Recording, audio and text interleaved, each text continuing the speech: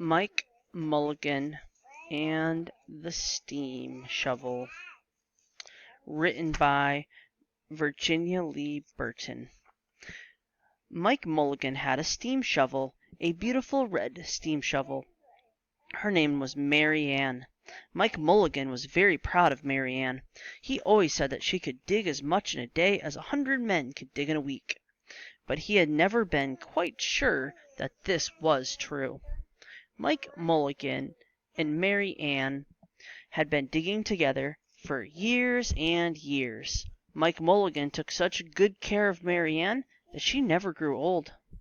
It was Mike Mulligan and Mary Ann and some others who dug the great big canals for the big boats to sail through. See? It was Mike Mulligan and Mary Ann and some others who cut through the high mountains so that trains could come through.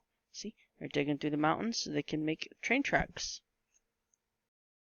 It was Mike Mulligan and Mary Ann and some others who lowered the hills and straightened the curves to make long highways for the automobiles. It was Mike Mulligan and Mary Ann and some others who smoothed out the ground and filled in the holes to make the landing fields for the airplanes. And it was Mike Mulligan and Mary Ann and some others who dug some deep holes for the cellars of the tall skyscrapers in the big cities. When people used to stop and watch them, Mike Mulligan and Mary Ann used to dig a little faster and a little better. The more people stopped, the faster and better they dug. Some days they would keep as many as 37 trucks busy taking away the dirt they had dug. Then came along the new gasoline shovels, the new electric shovels, and the new diesel motor shovels, and took away all the jobs from the steam shovels. Mike Mulligan and Mary Ann were very sad. No steam shovels wanted. All the other steam shovels were being sold for junk or left out in old gravel pits to rust and fall apart. Mike loved Mary Ann. He couldn't do that to her. He had taken such good care of her that she could still dig as much in a day as 100 men could dig in a week. At least, he thought she could, but he wasn't quite so sure. Everywhere they went, the new gas shovels and the new electric shovels and the new diesel motor shovels had all the jobs, and no one wanted Mike Mulligan and Mary Ann any more. Then one day Mike read in the newspaper that the town of Popperville was going to build a new town hall. "We're going to dig that cellar of that town hall," said Mike to Mary Ann, and off they started. They left the canals and the railroads and the highways and the airports and the big cities where no one wanted them any more, and they went out away into the country. They crawled slowly up the hills and down the hills, and they came to the little town of Popperville. When they got there, they found that the select men were just deciding who should dig the cellar for the new town hall. Mike Mulligan spoke to Henry B. Swap, one of the selectmen. "I heard," he said, "that you're going to build a new town hall. Mary and I can dig that cellar for you in just one day." "What?" said Henry B. Swap. "Dig a cellar in a day? It would take 100 men at least a week to dig the cellar for our new town hall." "Sure," said Mike, "but Mary Ann can dig as much in a day as 100 men can dig in a week." Though he had never been quite sure that this was true. Then he added, "If we can't do it, you won't have to pay." Henry B. Swap thought that this would be an easy way to get part of the cellar dug for nothing. So he smiled in a rather mean way and gave the job of digging the cellar of the new town hall to Mike Mulligan and Mary Ann. They started early in the next morning, just as the sun was coming up. Soon a little boy came along. "Do you think he'll finish by sundown?" he said to Mike Mulligan. "Sure," said Mike.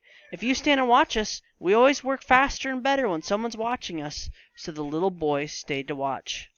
Then came Mr. McGillicuddy. Henry B. Swap and the town constable came over to see what was happening, and they stayed to watch. Mike Mulligan and Mary Ann dug a little faster and a little better. Then this gave the little boy a good idea. He ran off and told the postman along with the morning mail. the telegraph boy on his bicycle, and the milkman with his cart and horse, the doctor on his way home, and the farmer and his family coming into town for the day. And they all stopped and stayed to watch. That made Mike Mulligan and Mary Ann dig a little faster and a little better. They finished the first corner neat and square, but the sun was getting higher. Clang, clang, clang! The fire department arrived. They had seen the smoke and thought there was a fire. Then the little boy said, "Why don't you stay and watch?" So the fire department of Popperville stayed to watch Mike Mulligan and Mary Ann. When they heard the fire engine, the children in the school bus across the street couldn't keep their eyes on their lessons. The teacher called a long recess and the whole school came out to watch. That made Mike Mulligan and Mary Ann dig still faster and still better. They finished the second corner in neat and square, but the sun was right up on top of the sky. Now the girl who answers the telephone called up the next towns of Bangerville and Bopperville and Kipperville and Copperville and told them what was happening in Popperville. All the people came over to see if Mike Mulligan and his steam shovel could dig the cellar in just one day. The more people came, the faster Mike Mulligan and Mary Ann dug. But they would have to hurry. They were only halfway through when the sun was beginning to go down. They finished the third corner neat and square. Never had Mike Mulligan and Mary Ann had so many people to watch them. Never had they dug so fast and so well, and never had the sun seemed to go down so fast. "Hooray, Mike Mulligan! Hooray! Hurry, hurry!" shouted the boy. "There's not much more time." Dirt was flying everywhere, and smoke and steam were so thick that the people could hardly see anything but listen. Bang! Bang! Crash! Slam! Louder and louder! Faster and faster! Then suddenly it was quiet. Slowly the dirt settled down, the smoke and the steam cleared away, and there was the cellar all finished. 4 corners neat and square, 4 walls straight down, and Mike Mulligan and Mary Ann at the bottom, and the sun was just going down behind the hill. "Hooray!" shouted the people. "Hooray for Mike Mulligan and his steam shovel! They have dug the cellar in just one day." Suddenly the little boy said, "How are they going to get out?"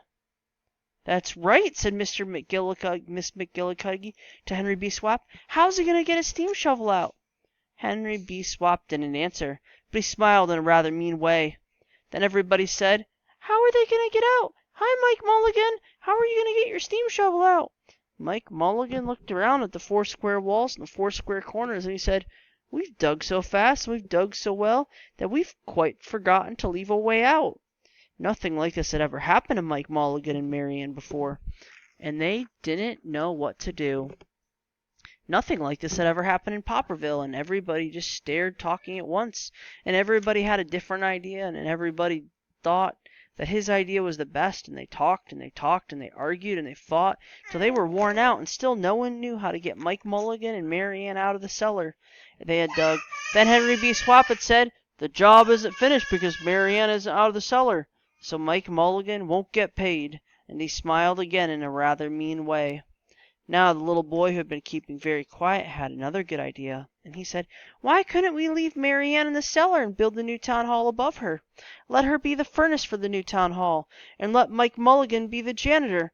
Then you wouldn't have to buy a new furnace, and we could pay Mike Mulligan for digging the cellar in just one day." "Why not?" said Henry B. Swap, and he smiled in a way that was not quite so mean. "Why not?" said Miss McGillicuddy. "Why not?" said the town constable. "Why not?" said all the people. So they found a ladder and they climbed down in the cellar to ask Mike Mulligan and Mary Ann. "Why not?" said Mike Mulligan. And so it was decided, and everybody was happy. They built the new town hall right over Mike Mulligan and Mary Ann, and it was finished before winter. Every day the little boy goes over to see Mike Mulligan and Mary Ann, and Miss McGillicuddy takes him nice hot apple pies. As for Henry B. Swap, he spends most of his time in the cellar of the new town hall, listening to the stories that Mike Mulligan has to tell, and smiling in a new way that isn't mean at all. Now when you go to Popperville, be sure to go down in the cellar of the new town hall. There they'll be Mike Mulligan and Mary Ann, Mike in his rocking chair smoking his pipe, and Mary Ann beside him, warming up the meetings of the new town hall. So these are the parts of the steam shovel. There's a smokestack where the steam comes out. The cab. The coal bunker where they keep the coal. The turntable. This allows it to turn in any direction. These wheels things are called the caterpillars. The hoisting operator is Mike Mulligan. Over here, this is called the boom. These are called the teeth. This is called the dipper. This part here is called the dipper stick. This wire right here is called the trip line. Over here, this is the crowd lever. In the middle, we have the hoist lever. And the third one here is the swing lever. So you have the crowd going this way, hoist going up, and swing going that way. The end.